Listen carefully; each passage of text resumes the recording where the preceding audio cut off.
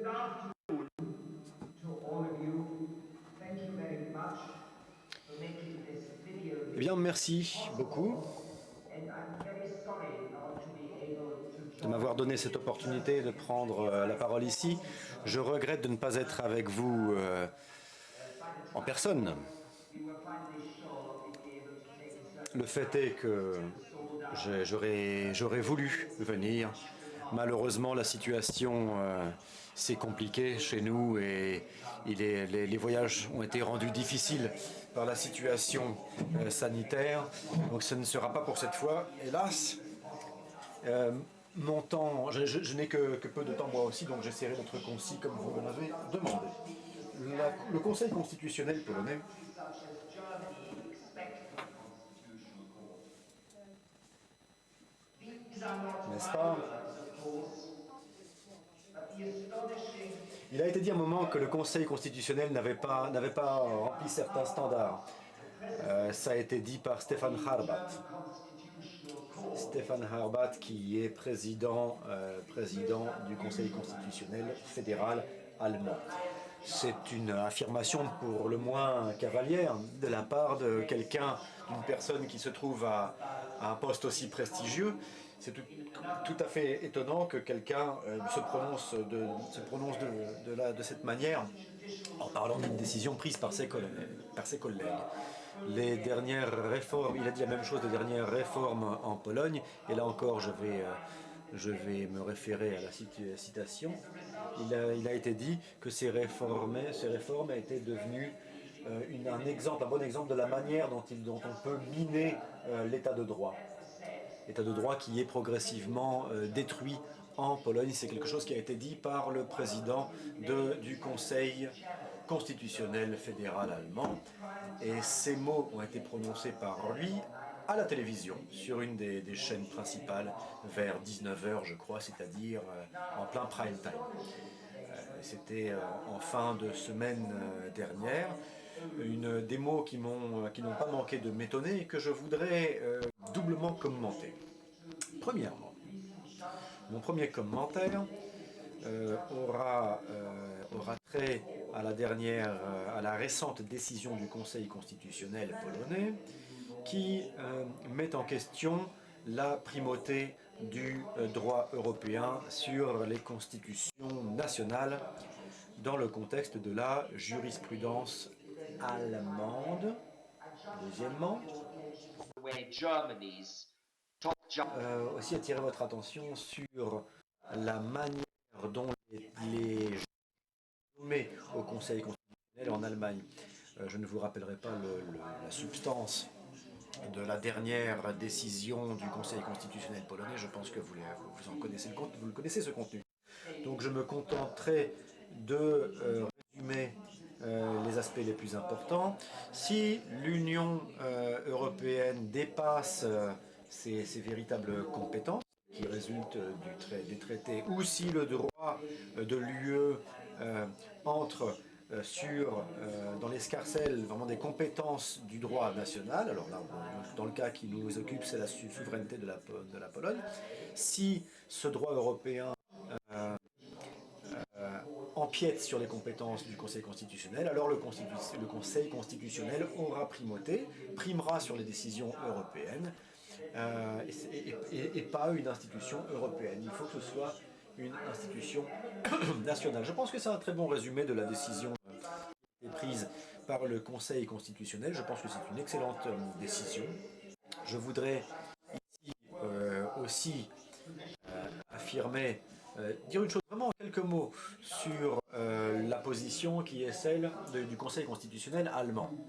En effet, le TSUE, le CJUE, en exprimant son opinion, nous connaissons ses opinions, n'est-ce pas?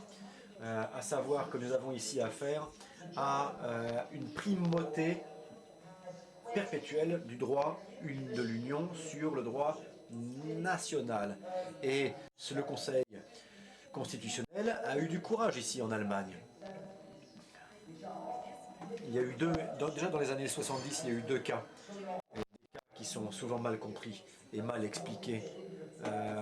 Il y a eu le cas Solange. ça n'a rien à voir d'ailleurs avec la France. On ne devrait pas dire Solange en fait, c'est Solange, c'était bien un cas allemand et pas un cas français, ça n'était pas Solange.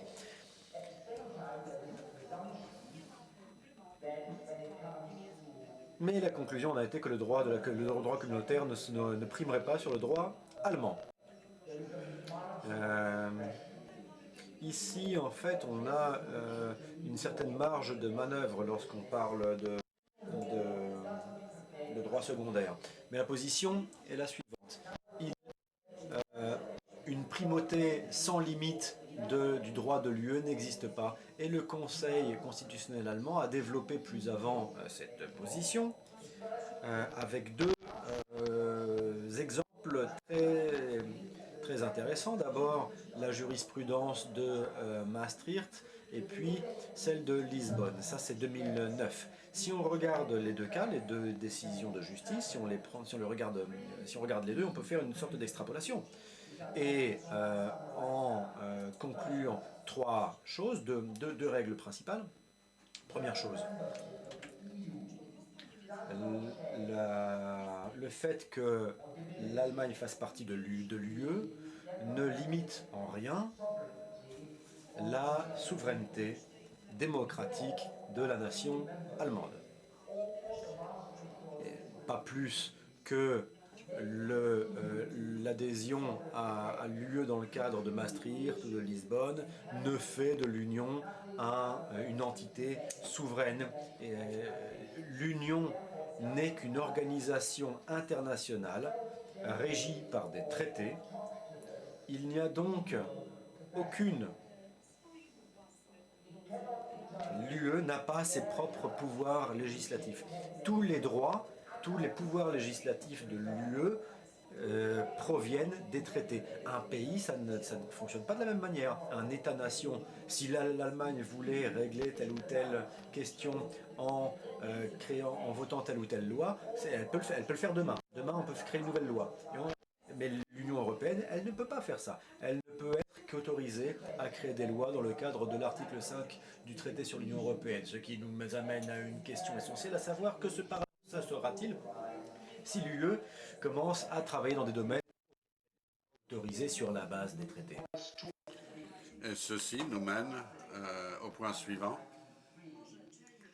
Dans la décision concernant Maastricht de 1993, le tribunal constitutionnel allemand a dit clairement, le Conseil constitutionnel a dit clairement que dans le cas où il y avait une possibilité où l'Union agit en dehors des principes qui sont définis à l'article 5 et agit en dehors des autorisations qu'elle a obtenues, le Conseil constitutionnel allemand a la possibilité de discipliner la législation européenne dans la juridiction allemande. Il y a deux raisons à ceci. Parce que les possibilités de l'Union européenne sont limitées par l'article 5, comme j'ai déjà dit deux fois. Et deuxièmement, l'Union n'a pas le pouvoir d'étendre ses autorisations sur la base de son propre mandat démocratique qui est bien plus limité que le mandat démocratique des pays membres. C'est très important, dont le tribunal dit que, enfin le Conseil dit que l'Union, y compris le Parlement européen, est seulement partiellement une organisation démocratique. La majorité de ces autorisations de la part des gouvernements et pas directement des citoyens, car le Parlement européen n'est pas omnipotent dans l'Union européenne. Et les leaders majeurs politiques n'ont pas la légitimité démocratique ici. Et c'est quant au Parlement européen, c'est encore plus limité que la légitimation démocratique des parlements nationaux. Donc, ultra varis, le principe exprimé par le Conseil constitutionnel allemand, disait que c'est l'État qui est ici l'unité suprême avec le plus de droits. Donc, la première raison de leur revue est, comme disait le tribunal allemand, le Conseil constitutionnel allemand et la nécessité de revoir les choses dans le contexte de la l'identité, ce qui a été repris à Lisbonne plus tard. Donc, si la décision de l'Union européenne nie le droit allemand, le Conseil constitutionnel allemand doit agir pour discipliner contre la législation européenne. Ce Conseil a identifié 5 domaines de la Constitution allemande où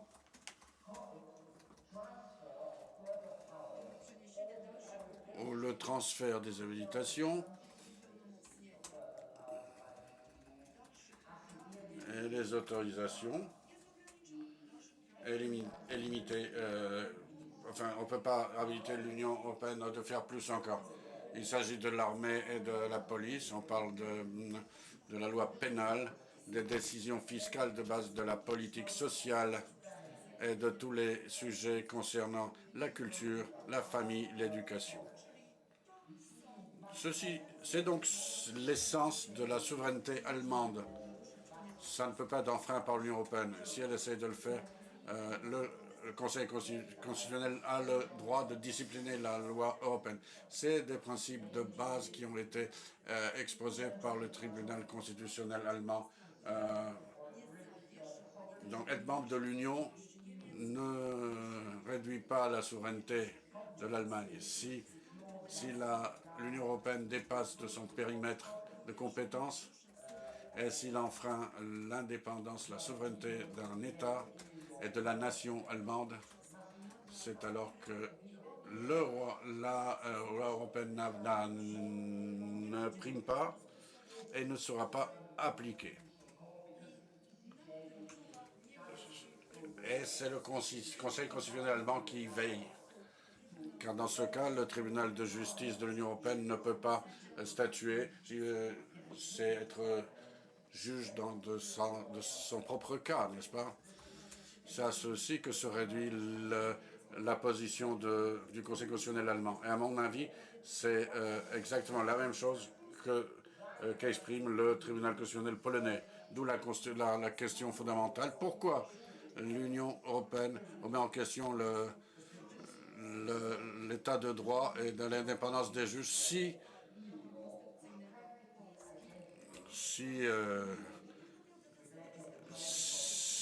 l'interprétation européenne et polonaise du droit, en fait, la position du Conseil constitutionnel polonais et allemand ne diffère pas. Donc, ces tribunaux, ces conseils ont en fait donné des décisions qui se ressemblent beaucoup.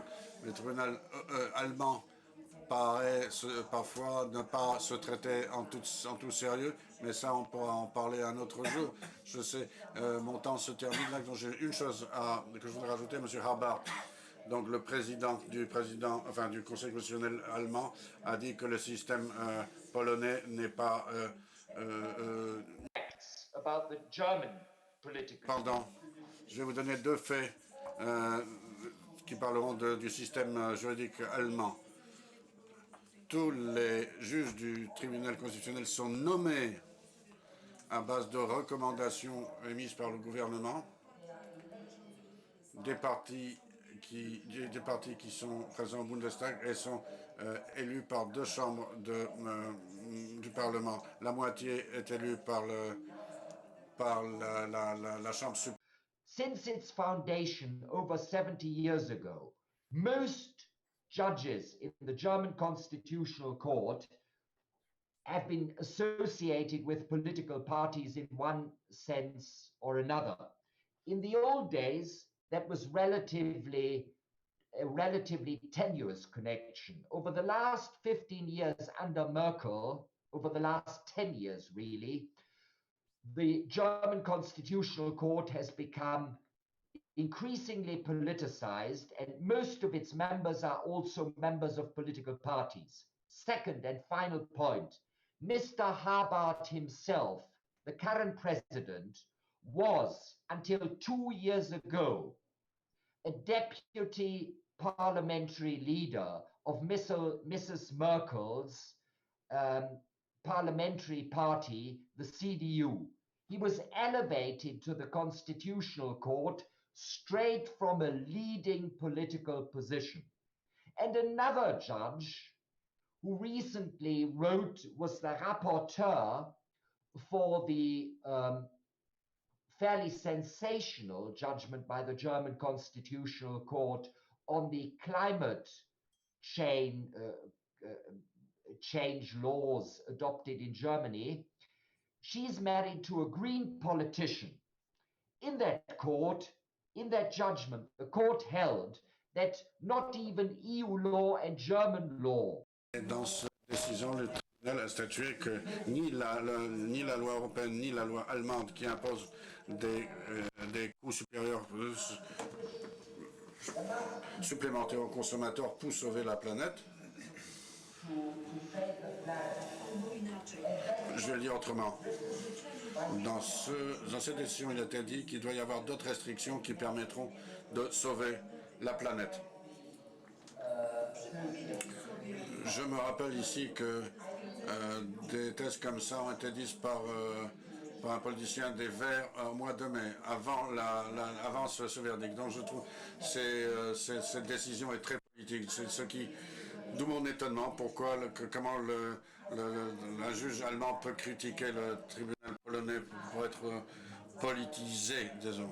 J'ai essayé d'être concis, je ne sais pas si j'ai réussi. J'espère que je n'ai pas abusé de votre patience, donc je vous remercie pour votre attention et en fonction de